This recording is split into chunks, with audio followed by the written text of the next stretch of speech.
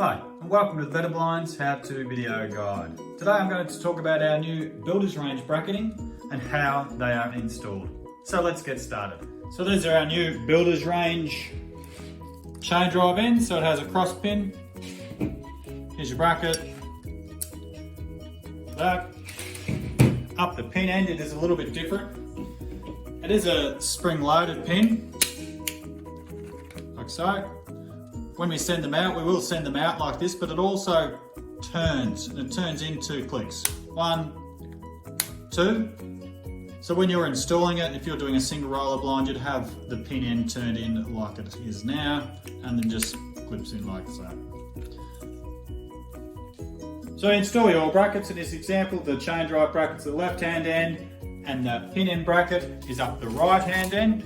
You may remember from earlier, I did mention that when we send the blind out, this pin end will be out all the way. So then you just turn it in 2 clicks, 1, 2, and it's ready to install. Put your cross pin in first. You may need to jiggle it to find the cross pin, and it's just a matter of pushing the blind in. The pin end bracket does have a locator mouth, so the pin will find the hole. Just push it in, it'll click into place like so, and you've successfully installed your blind.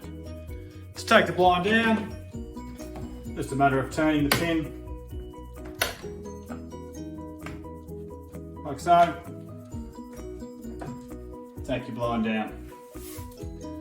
Once you're finished installing the blind, give the blind a bit of a test run, make sure it's not tracking off.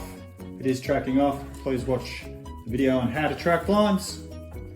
So there you have it, how to install the new builder's range bracketing. Thank you very much for watching this video. Hope it helped. Have a great day.